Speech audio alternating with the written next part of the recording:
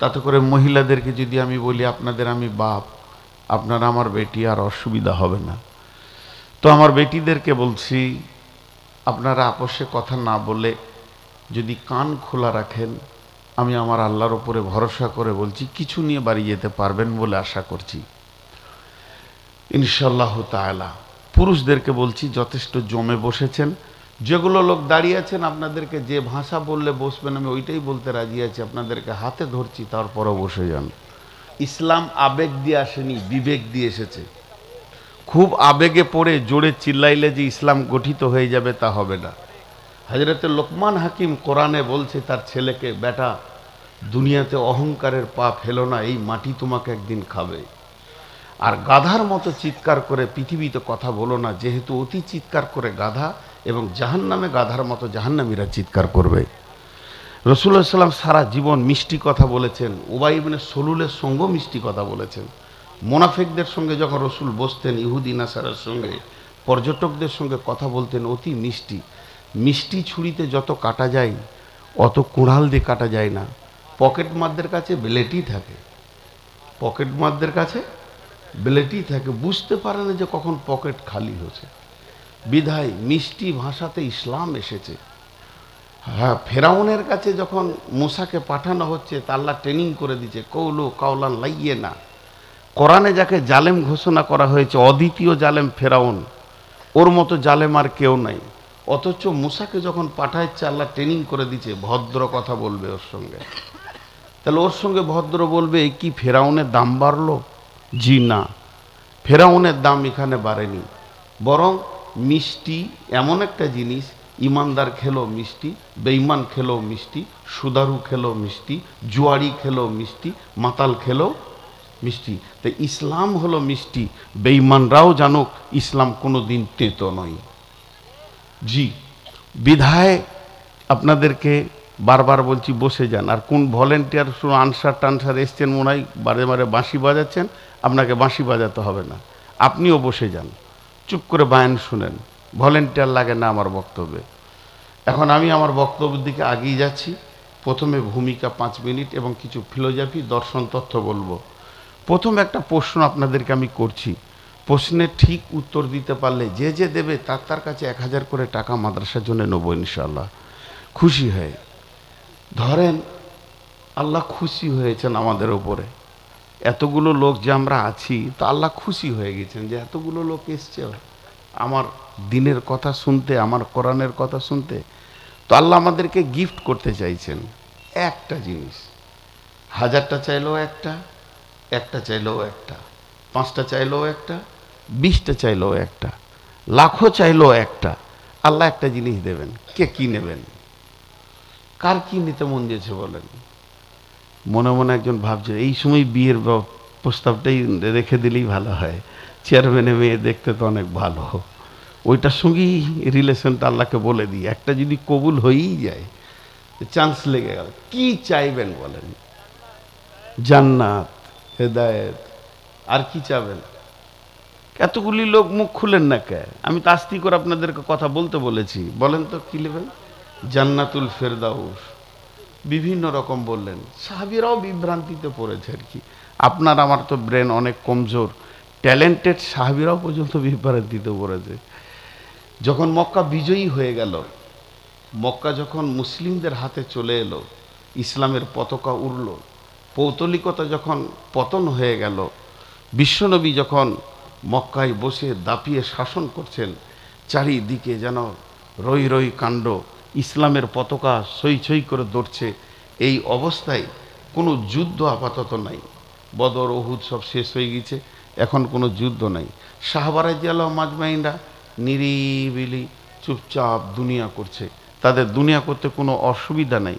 চারিদিক থেকে যে কোনো ভীত সন্ত্রস্তের খবর আসছে তাও নয়, কোনো দেশ থেকে কোনো সৈন্য গ্রাস করবে এরকমও কোনো খবর নেই। তা এই মদিনায় সাহাবীদের দুটো ভাগ ছিল, একটা হচ্ছে আনসার, একটা হচ্ছে মহাজির। মহাজিরা বিজনেস করতে ভালোবাসত, আর আনসাররা চাষ করতে ভালোবাসে। জি, ওরা কত চাষ করতে ভালোবাসে, আল্লাহ রসুল একদিন মসজিদে নববীতে জান্নাতের বর্ণনা দিচ্ছে যে জান্নাতে তুমি যা চাইবে তাই পাবে। কোরআন বলছে মা তাস্তাহি আনফুসুকুম ওয়ালাকুম মা ফিহা তাদাউন, তোমার নাস যা চাইবে তুমি জান্নাতে পাবে। ওরই মধ্যে একজন আনসার বলছে ইয়া রাসূলুল্লাহ, জান্নাতে চাষের ব্যবস্থা থাকবে? লাও, ও 2 বিঘা আলু ভুঁই দরকার, ওখানে চাষের ব্যবস্থা থাকবে। তাহলে রসুল বলছে চাষের ব্যবস্থাও থাকবে, মানে ওরা চাষ এত ভালোবাসত। জি ভাই। তো সাহাবিদের ভিতরে বেশ ছোট ছোট প্রশ্নও আসতো। একজন সাহাবি ঘুমাচ্ছে, এরাও খালি ঘুমাচ্ছে, আর রাসূলুল্লাহ সাল্লাম বায়ান করছেন জান্নাতে, জান্নাতে হুর থাকবে, নহর থাকবে, সেখানে শান্তির হাওয়া বইবে, আঙ্গুরের থোকা থাকবে, কলা থাকবে।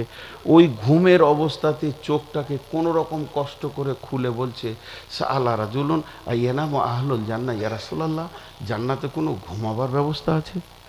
আজীব ব্যাপার, কি প্রশ্ন, মানে ওর ওইটা চাহিদা। মানুষ পৃথিবীতে 2 বিলাসিতা আছে, একটা হচ্ছে ভোজন বিলাসী আর একটা হচ্ছে শয়ন বিলাসী।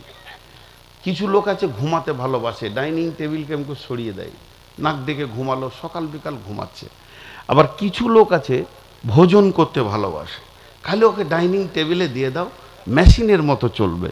সকালে বেশি কিছু খায় নাই, 4টা পুরি, 2টো পরোটা, সামান্য ডাল, একটা বড়া, সামান্য হালুয়া, এরপরেই 2টো রুটি, তারপরে আবার সামান্য মাংস, বেশি কিছু খায় নাই, একটা কফি, কফির পরে একটা গরম চা, তারপরে কোল্ড ড্রিঙ্কস, গরমের সঙ্গে ঠান্ডা। পেটের ভিতরে যে মানে পাকস্থলী আছে, সে আবার আল্লাহকে দরখাস্ত দিয়েছে কোন জালেমের পাল্লাই পড়েছে, সারা দিন মেহনত করে কোলাতে পারছি না, কখন কি পাঠাতে হয় এ খবরই আর জানা নাই, তখনই গরম তখনই ঠান্ডা, জালেমের পাল্লাই পড়ে গেছে। তো ভোজন বিলাসী। আপনারা মাফ করবেন, আমরা ইন্ডিয়ার লোক, আপনারা বাংলাদেশের লোক, একই জমিন ভাগ হয়েছে। ইন্ডিয়া আর বাংলাদেশের মুসলিমের চরিত্রের পার্থক্য নাই, একই, আমরা ভাই ভাই, কুল্লু মুসলিমিন ইখওয়ান, আমরা একই দেশের মানুষ, চলাফেরা ওঠা বসা একই রকম। কিন্তু কিছু জিনিস আপনাদের সাথে আমাদের পার্থক্য আছে। যেমন গত 2 বছর আগে মনে হয় এই একটা খেলা চলছিল, বিশ্বকাপ চলছিল, হ্যাঁ হ্যাঁ, তো বাংলাদেশের ছেলেরা পাগলের মতো দেখছে, ভিড় লাগিয়ে, আমি কয়েকদিন ছিলাম, রাত জেগে খিচুড়ি রাঁধছে আর ওই আনন্দ, বড় বড় পতাকা তুলছে। আমি অল ইন্ডিয়াতে একটা চ্যালেঞ্জ দিচ্ছি যে একটা ব্রাজিলের পতাকা যদি অল ইন্ডিয়াতে দেখাতে পারেন, আপনার জুতো আর আমার মাথা, আমরা বিদেশি পতাকা একটা দেশে তুলতে দেবো না, চামড়া তুলে দেবো তার, শেষে তার জায়গায় থাক। এই বিলাসিতাতে বাংলাদেশের ছেলেরা পঙ্গু হয়ে গেছে।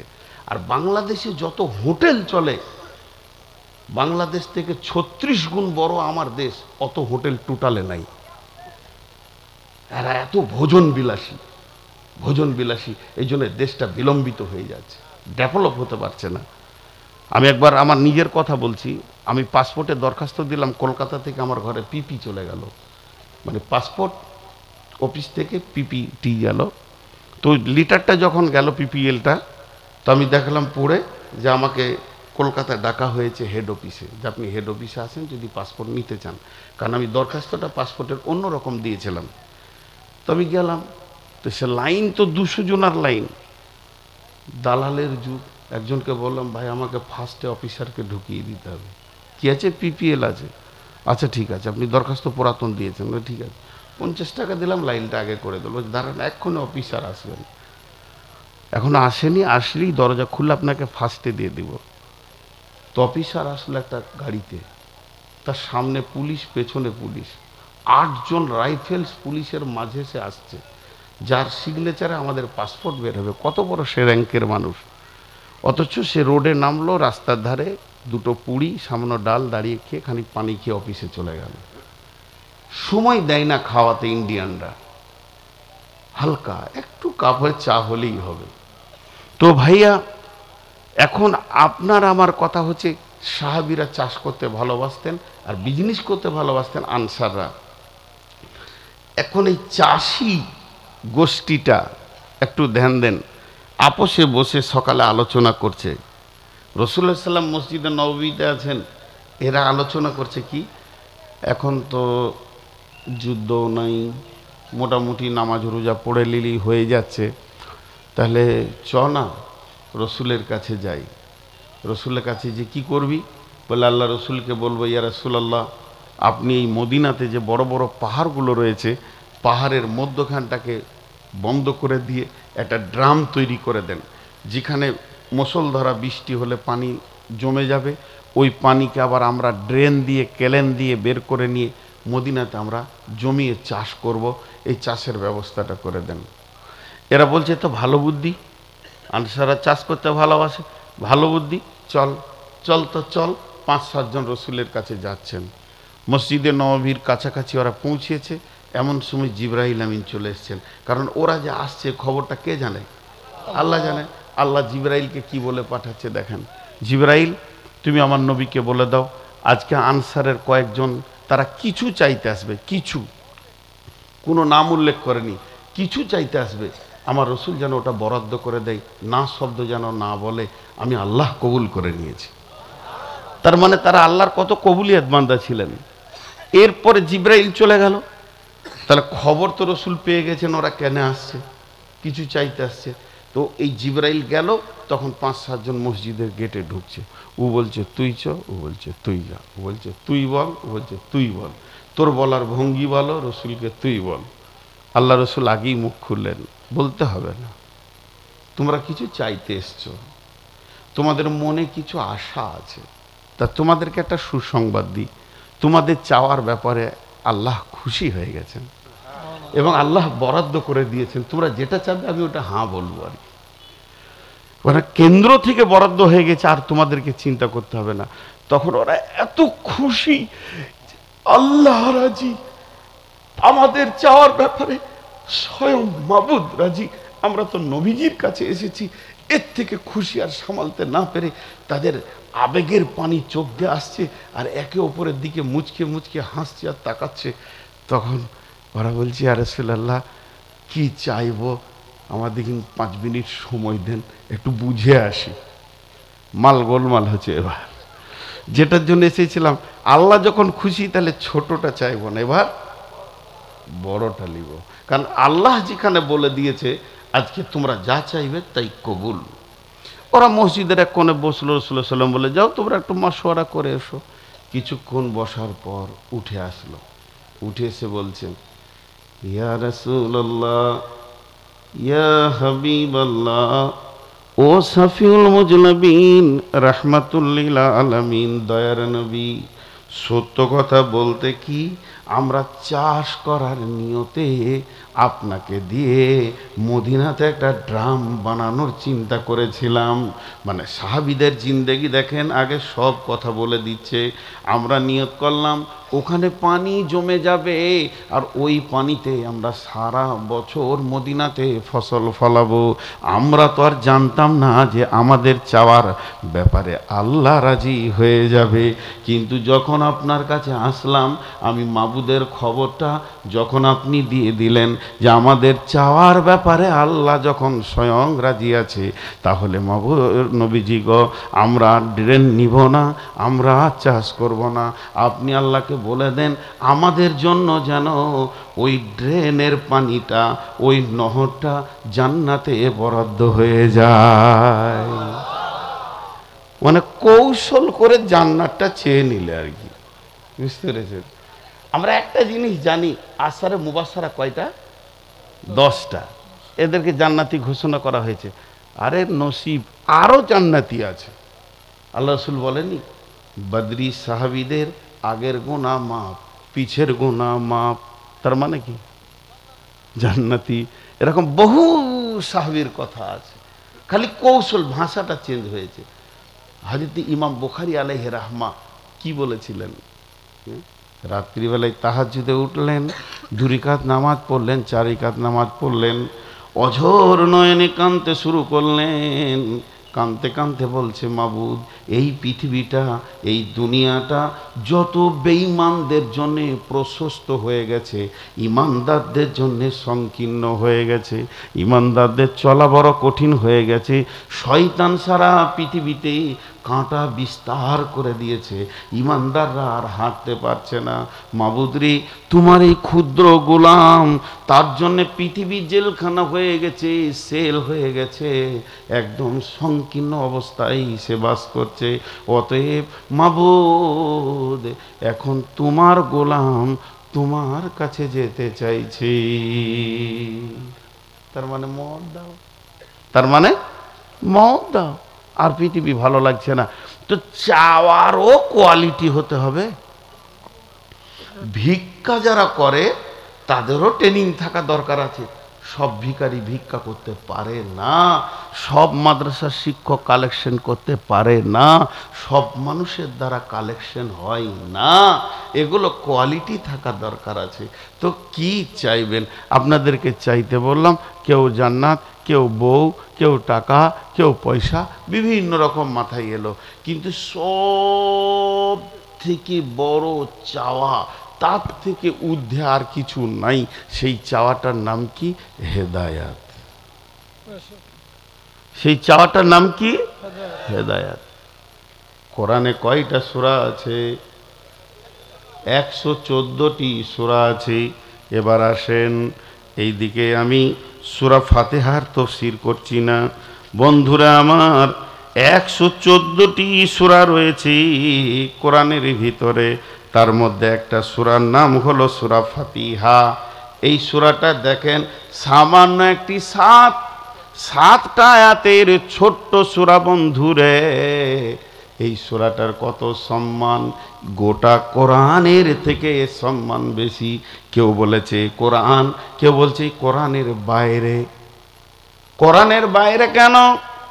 যখন আপনি সূরা হিসেবে গুনবেন তখনই কোরআন, যখন সম্পর্কে গুনবেন তখনই কোরআন নয়। যদি প্রথম পারাটার নাম আলহামদুলিল্লাহ পারা হতো, আলিফ লাম মিম পারা কেন হলো? একে বাদ দিয়ে কেন পারা শুরু করা হলো? তার মানে হচ্ছে বন্ধু, এইখানে 10টা মহিলা দাঁড়িয়ে আছে আর একটা বৃদ্ধা মহিলা দাঁড়িয়ে আছে। এখন বৃদ্ধাকে যদি জিজ্ঞেস করেন, এই 10টা মহিলাকে বলবে এগুলো আমার মেয়ে, আমার পেটের বাচ্চা। আর ওদের 10 জনকে জিজ্ঞেস করেন বৃদ্ধাটাকে, তো ওরা বলবে ওটা আমাদের মা। তার মানে আপনার আমার বুঝতে অসুবিধা হলো না? এই 10টা যুবতী একটা বৃদ্ধার পেট থেকে পৃথিবীতে এসেছে, আর এই 10টা মহিলা এই একটা মহিলার পেটের ভিতর থেকে পৃথিবী দেখেছে। এখন যদি বলা হয় ওখানে কটা মহিলা আছে, তাহলে আপনি বলবেন 11টা। মা তখন গণনায় ধরা পড়ে গেল মহিলা হিসেবে। কিন্তু সম্পর্কে যখন গুনতে যাবেন, মা একাই যে ইজ্জতটা পাবে, সেটা 10টা মেয়ে সেই ইজ্জতটা পাবে না। তো গোটা কোরআনের মা হলো সূরা ফাতিহা। একে উম্মুল কোরআন বলা হয়েছে, একে কোরআনের মা। আল্লাহ কত সম্মান দিয়েছেন। সমস্ত কোরআনটা এনেছেন জিবরাইল, কিন্তু সূরা ফাতিহাকে জিবরাইল আনেননি। এর জন্য নতুন দরজা খোলা হয়েছে এবং অন্য ফেরেশতাকে দিয়ে আগে জিবরাইল খবর পৌঁছিয়েছেন, ইয়া রাসূলুল্লাহ আজকে আপনাকে 2 নূরে নূরান্বিত করা হবে। তার জন্য আসছে আসমান থেকে নতুন দরজা খুলে নতুন ফেরেশতা, সূরা ফাতিহা আসলো। এই দামি সূরাটার নাম সূরাতুদ দুআ, সূরাতুল তাফসীর, সূরাতুল কানজ, সূরাতুল ফাতহ, সূরাতুল ফাতিহা, সূরাতুল তাফসীর। এই একটা সূরার 14টা নাম আছে। সূরাতুস সিফা, এই সূরাটা 14টা নাম আছে। তার মধ্যে একটা নাম হলো সূরাতুদ দুআ। তোমরা যখন আল্লাহর কাছে চাইবে, এই সূরাটা পড়ে তোমরা চাইতে শুরু করো। দেখেন ওই সূরাতে একটা শব্দ ঘুরিয়ে ঘুরে আসছে, ইহদিনাস সিরাতাল মুস্তাকিম। সকলে জোরে বলি, ইহদিনাস সিরাতাল মুস্তাকিম। সব থেকে বড় চাওয়া হলো কি? হেদায়াত। আপনারা মুখ খুলেন, আজকে বক্তব্য হবে হেদায়েতের উপরে। সব থেকে বড় চাওয়ার কি হলো? হেদায়াত। जिसको हिदायत मिली उसको सब कुछ मिली, जिसको हिदायत ना मिली उसको कुछ भी ना मिली। হেদায়েত এত মূল্যবান, পৃথিবীর কোনো ম্যানুফ্যাকচারে হেদায়েত তৈরি হয় না। আর পৃথিবীতে হেদায়েতের মালিক কেউ নয়, কোরআনও হেদায়েতের মালিক নয়, বিশ্ব নবীও হেদায়েতের মালিক ছিলেন না। হেদায়েতের মালিক কে? আল্লাহ বলে দিয়েছেন। হেদায়েত এত মজবুত। আল্লাহ কি বলছেন? বিসমিল্লাহির রহমানির রহিম ইদিল্লু বিহি কাসীরা ওয়া ইয়াহদি বিহি কাসীরা ওয়া মা ইদিল্লু বিহি ইল্লাল ফাসিকিন। এই কোরআন থেকে অনেকজন গুমরা হয়েছে, কোরআন পড়ে অনেকজন পথভ্রষ্ট হয়ে গেছে, আবার কোরআন পড়ে অনেকজন হেদায়েত পেয়েছে। কিন্তু পথভ্রষ্ট যারা হয়েছে তারা হলো ফাসেক কম, কারণ তাদের ভিতরে ঈমানের নূর ছিল না, এই জন্য কোরআন তাদের কোনো কাজে আসেনি। আপনারা কি বলেন, আখ না কুষার? আখ আখ মিষ্টি, লাঠি লাঠি, কি বলেন আপনারা? কুষার। ওটা তো হিন্দি ভাষা, তা আপনারা কেন বলবেন? আমরা বলবো। আখ হচ্ছে বাংলা, কুষার হলো হিন্দি, গান্না হলো উর্দু। তো এই আখ যতই মিষ্টি হোক না কেন, ব্যক্তিটা যদি দাঁত না থাকে তো আখ থেকে সে মিষ্টি পাবে না। আখ এমন একটা খাদ্য, দাঁত থাকা শর্ত আছে, যদি দাঁত থাকে তবেই তার ভিতর থেকে মধু পাবে। তো কোরআন এমন একটা আখ, এমন একটা রসের মধুর ভাণ্ডার, যার ভিতরে আল্লাহর ভয় আছে, ওই কোরআন থেকে হেদায়েত পাবে। যদি আল্লাহর ভয় না থাকে, গোটা কোরআন পড়ে নেবে, হেদায়েত পাবে না। অতএব হযরতে উমর একটা আয়াত পড়লো, ইন্নানি আনাল্লাহ লা ইলাহা ইল্লা আনা ফাবুদুনি ওয়া আকিমিস সালাতা লিযিকরি। একটা আয়াতে সারা জিন্দেগিটা তার ঘুরে গেল। আর বাংলাদেশের গিরিশচন্দ্র সেন গোটা কোরআনের তর্জমা করলো, কিন্তু হেদায়েতের নূরটা পেল না। তার মানে কোরআন বলছে হেদায়েত আমার কাছে নাই। বেঈমানেরও কোরআন শুনেছে, অনেকে গুমরাহ হয়েছে, অনেকে হেদায়েত পেয়েছে। অতএব কোরআন হেদায়েতের মালিক নয়, হেদায়েতের মালিক হলেন আল্লাহ। বিশ্ব নবীর হাতে যদি হেদায়েত থাকতো, সর্বপ্রথম হেদায়েত পেয়ে যেত আবু তালেব। বিশ্ব নবীকে আবু তালেব যত ভালোবেসেছে, অন্য বেঈমানদের মধ্যে কেউ ছিল না। যেদিন বিশ্ব নবী রক্তে রঞ্জিত হয়ে চোখের পানিতে কাঁদছেন, আবু জাহেলের মতো বেঈমান পাথর মেরেছে, সেই দিন আবু তালেব এসে বলল, বেটা মোহাম্মদ তুই একবার বল তোকে কে মেরেছে, আমি কথা দিছি ওর বংশ বুনিয়াদকে আরবের মাটিতে রাখবো না। আবু তালেবের এমন দপদপা ছিল, তিনি একজন বীর ছিলেন। বন্ধুরা আমার, শুধু তাই নয়, মোহাম্মদ খেয়েছে কিনা খবর কে নেবে না আবু তালেব। মোহাম্মদ খেলতে গেছে, বাড়ি ফিরল না, সন্ধ্যা হয়ে গেছে, খবর কে নেবে না আবু তালেব। মোহাম্মদের বিয়ে দিতে হবে, কে দেবে না আবু তালেব। মোহাম্মদের বইয়ের দরকার, চিন্তা কে করছে না আবু তালেব। এই আবু তালেব রসুলকে এত ভালোবেসেছিলেন, আল্লাহ তাবারাক ওয়া তাআলা বলছেন, ওয়াদ-দুহা ওয়াল-লাইলি ইযা সাজা মা ওয়াদ্দা'আকা রাব্বুকা ওয়া মা ক্বালা ওয়ালাল আখিরাতু খায়রুল লাকা মিনাল উলা ওয়ালাসাওফা ইউতিকা রাব্বুকা ফাতারদা আলাম ইয়াজিদকা ইয়াতীমা ফাআওয়া আলাম ইয়াজিদকা ইয়াতীমা ফাআওয়া। এই ফাআওয়া তাফসীর করতে গিয়ে একটা তাফসীর আসছে আবু তালেব, একটা আসছে আজওয়াজে মুতাহহারাত, একটা আসছে আসহাব।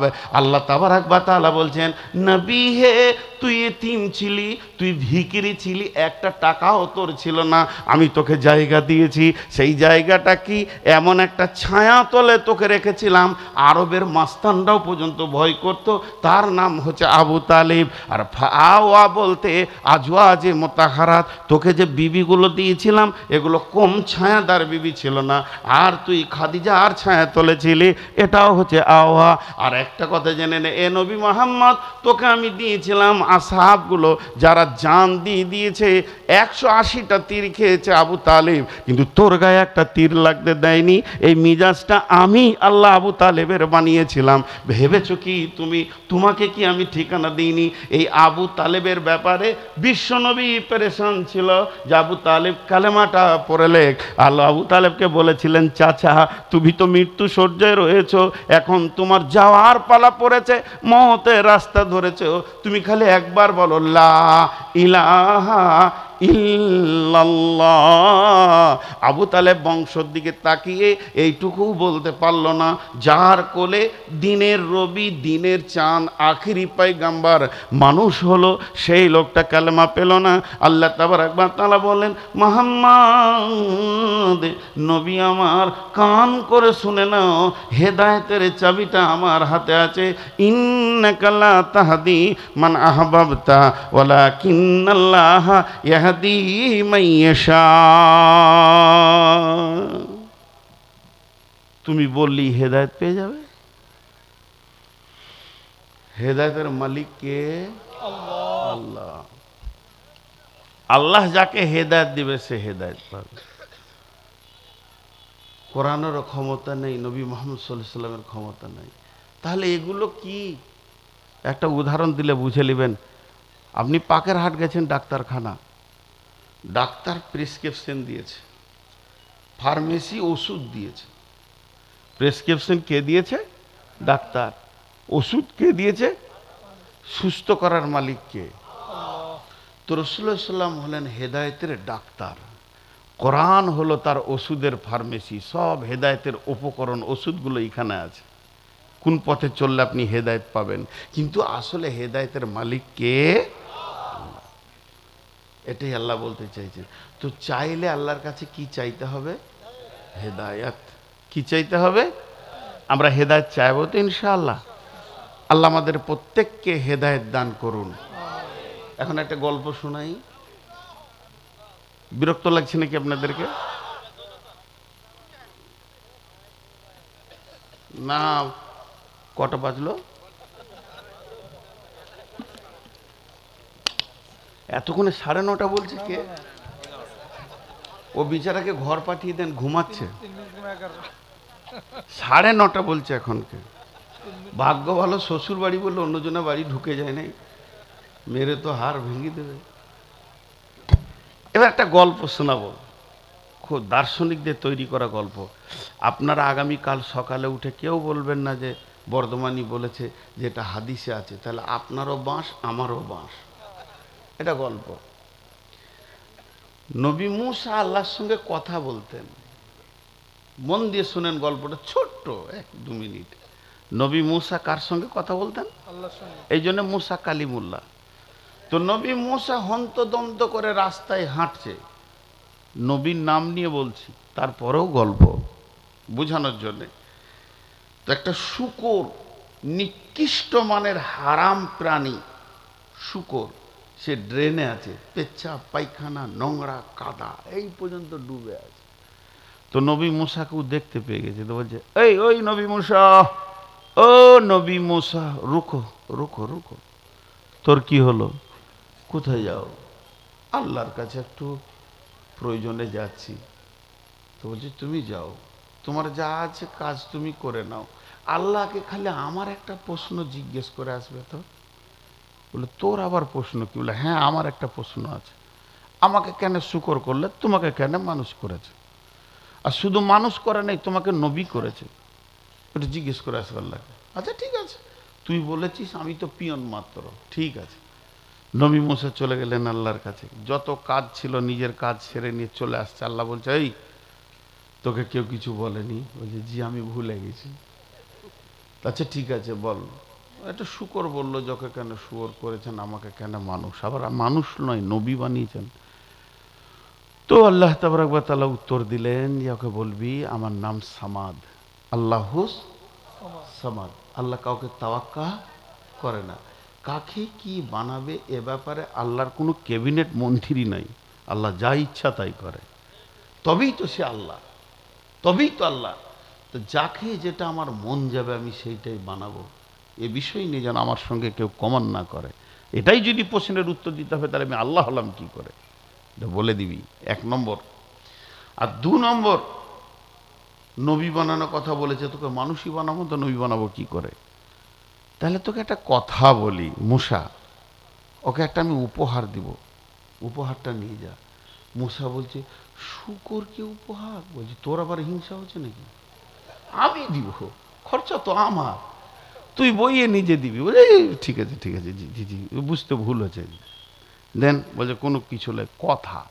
ওকে বলবি, শুকরটাকে বলবি, তুই মানুষ হবি। প্রশ্ন নাম্বার 1, মানুষ হবি? ও বলবে হ্যাঁ, তাহলে দুজনের ডিউটি শেষ। তুই জিজ্ঞেস করবি, ও বলবে হ্যাঁ, তুই নবী হিসেবে আমাকে বলবি রব্বানা, আর কিছু বলতে হবে না। 1 সেকেন্ড লাগবে না, ওকে একটা সুন্দর সুশ্রী মানুষ আমি বানিয়ে দেবো। এটা গল্প আবার মাঝে বলছি, সুবহানাল্লাহ আলহামদুলিল্লাহ জিকির করতে যান না, গল্পকে গল্পের মতো নেন। ওকে আমি সেকেন্ডের মধ্যে মানুষ বানিয়ে দিব। আর মানুষ যখন হয়ে যাবে, ও যা চাইবে আমি তাই দিব, আমি না করব না। আমি কথা দিচ্ছি, আমি আল্লাহ ওয়াদা করছি, ও যা চাইবে আমি তাই দেব। খালি একটা জিনিস দিব না, হেদায়েত। কি দিবে না? একটা জিনিস দিব না, এই শর্তে মানুষ বানাবো। বাস, নবী মুসা আবার ওই রাস্তা দিয়ে যাচ্ছে, শুকরটা বলছে খবর কি? বলছে খবর খুব খারাপ, জিজ্ঞেস করিস না, মেরে শেষ করে দেবে। আল্লাহর যেটা ফয়সালা ওটা মেনে নে। ঠিক আছে, তোকে একটা উপহার দিয়েছে, উপহার দিয়েছে শুনে ও ড্রেন থেকে লাফিয়ে উঠে গেল। আরে আল্লাহর উপহার নিব না মানে? বলছি তুই মানুষ হবি তো? হ্যাঁ বল। আমি বলবো রব্বানা, আল্লাহর সঙ্গে সঙ্গে মানুষ বানাবে। তবে শোন, বুঝে দেখ, আল্লাহ একটা শর্ত করেছে তোর মানুষ হওয়ার ব্যাপারে। তুই যখন মানুষ হয়ে যাবি, সুন্দর সুশ্রী চেহারা মানুষ তোকে আল্লাহ বানাবেন, নিখুঁত মানুষ বানাবেন। তুই বউ পাবি, বেটি পাবি, বেটা পাবি, বৌমা পাবি, জামাই পাবি, নাতি পাবি, পোতা পাবি, জমি পাবি, জায়গা পাবি। তুই যদি চাঁদে জায়গা নিতে চাস তাও পাবি, সোনা দানাতে ঢেরি লেগে যাবে। বিশ্বের সব থেকে বড় নেতা হতে চাস তাও হয়ে যাবি, বিশ্বে বড় ধনী হতে চাস তাও হয়ে যাবি, প্লেনের মালিক হবি, কোচের মালিক হবি। আল্লাহ কোনোটাতেই তোকে না বলবে না। তোর জবান দিয়ে যা চাইবি আল্লাহ তাই দেবেন বলেছেন। কিন্তু আল্লাহ একটা শর্ত করেছে, আল্লাহ শর্তকে কাটতে পারবি না। এই শর্তটা কি? তুই যেদিন মানুষ হবি আল্লাহ তোকে সব দেবে, হেদায়াত দেবে না। শুকরটাকে আবার বলছে মানুষ হবি। শুকরটা কি উত্তর দিছে, বন্ধু আমার, ও মা আমার, বোন আমার, বেটি রে, সোনামানিক, আমার সন্তানের দলেরা, একবার কান করে শোনেন। এই কথাটা শুনে নিলে আর জিন্দেগিতে তফসির না শুনলেও জীবনের একটা রাস্তা খুঁজে পাওয়া যাবে। শুকরটা বলছে থাক থাক থাক, ও নবী মুসা, আমার জন্য দোয়া করতে হবে না। যে লোকটা মানুষের মতো জীবন পেল, আল্লাহর মসজিদ পেল না। যে লোকটা মানুষের মতো জীবন পেল, আল্লাহর ঘরের দরজা পেল না। যে একটা মানুষের মতো জীবন পেল, কাতারে সাজদা করতে পারল না। যে লোকটা মানুষের মতো জীবন পেল, রসুলের মতো চেহারা বানাতে পারল না। যে লোকটা মানুষের মতো জীবন পেল, ইসলামকে গ্রহণ করতে পারল না। এতগুলো আছে হেদায়েতের ভিতরে। আর আমি যদি ওইটা না পাই, ওই রকম নেতা, ওই রকম ধনী, ওই রকম মালদার, ওই রকম দামি আলেম মুফতি বক্তা হওয়ার থেকে আমি শুকর অনেক গুণে ভালো আছি। আমার আল্লাহ আমার ওপরে রাজি আছে, আমি শুকর হলেও আল্লাহ রাজি আছে। এ ব্যাপারে আমার কনফিডেন্স আছে, এ ব্যাপারে আমার অনেক আত্মবিশ্বাস আছে। বেঈমান মানুষ হওয়ার থেকে শুয়োরের জিন্দেগি অনেক গুণে ভালো। মানুষের মতো জীবন পেয়েছে, মসজিদের দরজা পায়নি, তার থেকে শুয়োরের জিন্দেগি অনেক। কথা ঠিক বলেছে না ভুল? মারবে নাকি ওরা? প্রস্তুতি নিচ্ছে নাকি ভাই আমি বিদেশি মারি, আর না যদি মারেন তা আস্তে করে মারবেন একবার। মাইকে সাউন্ড আলহামদুলিল্লাহ, আল্লাহর ফায়সালা, চুপ করে আপনারা শুনেন খালি। যে পেছে না শুনতে সেটা তো দূরে। হ্যাঁ, हाय अल्लाह, जो घर में है उसको पहुंचा दो, जो यहीं है उसको छोड़ दो। মায়েরে মাইক দিতে হয় না, মাইক প্যান্ডেলের ভিতরেই থাকবে। যে আসবে না সে অলসের কাছে বক্তব্য পৌঁছানো কি দরকার আছে? ও তো বিছানায় বউ নিয়ে পড়ে আছে, এখন টিভি চলছে, আর মাঝে মাঝে বলছে এই জালেমদের কারণে প্রোগ্রামটা দেখতে পেছি না। ও তো খেয়ালই করে নাই কি বায়ন চলছে। আর ওর বউকা বলছে খবরদার মাসে 1 টাকা দিবি না, যতদিন থাকবে ততদিন কিছু টিভি প্রোগ্রাম দেখতে পাবো না। আর আপনি ওর জন্য ব্যস্ত হয়ে গেছেন, আর যারা এসেছে তারা খাবার পেছে না। আল্লাহ, এই চিন্তাগুলো কমিটির খারাপ। আমাদের ইন্ডিয়াতে বেশিরভাগ শুধু যারা এসেছে এদের ব্যাপারে বেশি ফিকির করে, যারা আসে নাই তারা হুড্ডু ফুটবল খেলে বেড়াগ্য। তো হেদায়েতের মালিক কে? আল্লাহ। তাহলে আল্লাহর কাছ থেকে কি চাইতে হবে? হেদায়েত চাইতে। চলেন আল্লাহ তাবারাক ওয়া তাআলা যে আয়াতটা বলেছেন, আয়াতগুলো আমি বলছি, তার আগে দুটি ঘটনা। একটা লোকের নাম ওয়াইসি, একজনের নাম আকরামা। যেদিন মক্কা বিজয়ী হলো, ইতিহাসটা ভালো করে শুনবেন। বিশ্বনবী 4 জন মহিলা আর 6 জন পুরুষ, 6 জন পুরুষ 4 জন মহিলা, কিংবা 4 জন মহিলা 8 জন পুরুষ, 10 কিংবা 12 জনের নাম লিখে কাবার গিলাপে এইভাবে বেঁধে টেঙ্গে দিলেন। আর টেঙ্গে দিয়ে বিশ্বনবী ঘোষণা করলেন কাবার চত্বরে দাঁড়িয়ে, এদের রক্তের মূল্য নাই, এদের রক্তের কোনো দাম নাই। তার মানে ওদেরকে যেখানেই পাবে কেটে ফেলে দাও। এদেরকে কেটে দিলে তার বদলা নেওয়া হবে না, কতলের পরিবর্তে কতল হবে না। এরা হলো ইসলাম দ্রোহী। পৃথিবীতে ইসলামকে যত কষ্ট দিয়েছে এদের মতো অন্য কেউ দেয়নি। যখন ওই ঘোষণাটা হয়ে গেল, ওই ঘোষণার লিস্টে নাম আছে ওয়াইসি, ওই ঘোষণার লিস্টে নাম আছে আকরামা বিন আবু জাহেল। আবু জাহেলের যোগ্য বেটা আকরামা, একরামা। একরামার নাম আছে, ওয়াইসির নাম আছে, হিন্দা ওই লিস্টেরই মা। দেখেন, একরামা যখন শুনে নিলে আমার নামটা লিস্টে চলে এসছে, দেশ ছেড়ে দিল, আরব ছেড়ে দিয়ে শাম সিরিয়ায় চলে গেল। পানিপথে যেতে গিয়ে ঝড় ঘূর্ণি উঠে কোন দিকে লেগে গিয়ে শামে পৌঁছে গেছে। একরামার বিবি, ও মা আমার, বোন আমার, বেটি আমার, একটুকু ধ্যান দেন। একটা মহিলা কত বিচক্ষণ, একটা মহিলা হেদায়েতের ব্যাপারে কত বিচক্ষণ। একরামার বিবির নাম তো আসল আছে, কিন্তু ওর নামটা উম্মে হাকিমে পরিচিতি হয়ে গেছে। হাদিসের পাতাতেও উম্মে হাকিম বলে এসেছি। উম্মে হাকিম মানে হাকিমের মা, বুঝতে পেরেছেন? ঘরে যখন কোনো মেয়ে ছেলে হয় তোর নাম রেখেছে কি? হাবিবা। ছোটতে ডাকছে হাবিবা, প্রাইমারিতে হাজিরি হয়েছে হাবিবা, মাদ্রাসাতে হাজিরি হয়েছে হাবিবা, আস্তে আস্তে বড় হয়ে গেল হাবিবা। যখন বিয়ে পড়ানো হচ্ছে নাম হচ্ছে হাবিবা, আর স্বামীর ঘরে গেল তার নাম ডাকছে হাবিবা, শ্বশুর বলছে হাবিবা, শাশুড়ি বলছে হাবিবা। যখনই একটা ছেলে হয়ে গেল, ছেলেটার নাম হচ্ছে সুলাইমান। পরের দিন থেকে ওর নাম শুরু হয়ে গেল, সুলাইমানের মা রয়েছে, সুলাইমানের মা কই? এই সুলাইমানের মা করে হাবিবাটা হারিয়ে গেল। এরকম হয় কি হয় না? মায়ের বাড়ি বেড়াতে এসছে, তাও ভাই বোনরা বলছে এই সুলাইমানের মা কোথায় গেল? তো ওই একরামার বিবির আসল নামটা বিলুপ্ত হয়ে গিয়ে ওর বেটার নাম ছিল হাকিম।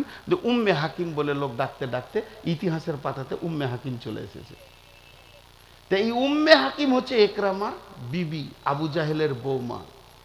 মা আমার, বোন আমার, বেটি আমার, একটু মনকে শক্ত করেন, একটু মনকে মজবুত করেন। আপনার আমার জন্য হেদায়েতের দরজা এখনো খোলা আছে। ওই উম্মে হাকিম করলো কি? সরাসরি রসুলের কাছে চলে গেলেন।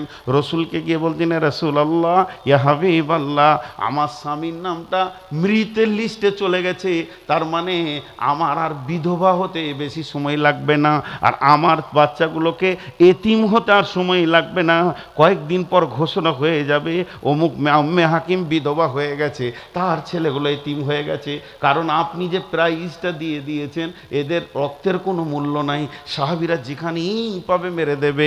নবীজি গো, এটা কি পুনর্বিবেচনা করা যায় না? বলে না, ওরা তো, আমি আবেগ বশবত কিছু করিনি, আমি বিবেক দিয়ে করেছি, কারণ ওই রকম পর্যায়ের ওর দুশ্মন, তার জন্য ফাইসালাটা টানা হয়েছে। তবে উম্মে হাকিম বলে ফেললেন, ও ইয়া রাসূলুল্লাহ, ইয়া হাবিবাল্লাহ, আপনি আমাকে মোহলাত দেন। মোহলাত মানে কিছুদিনের অবসর দেন, মুলতবি করে দেন আপনার এই রায়টাকে আমার স্বামীর জন্যে, আমি দেখি তাকে হেদায়েতের রাস্তায় আনা যায় কি না। তখন বিশ্বনবী বললেন, এই একটা জিনিসকে মানা যাবে, আচ্ছা ঠিক আছে, তোমার স্বামীর নামটা আমি ঘোষণা করে দিব, আর আমার ঘোষণাটাই হয়ে যাবে যথেষ্ট, তুমি এবার চেষ্টা করো। ও চেষ্টায় বেরিয়ে পড়লো। একদিন নয়, দুদিন নয়, 1-2 মাস ঘুরতে ঘুরতে শহরে যায়, বাজারে যায়, মার্কেটে যায়, হাটে যায়, আর শুধু চিৎকার মেরে বলে, ইকরামা, ইকরামা। শামে পৌঁছে গেছে।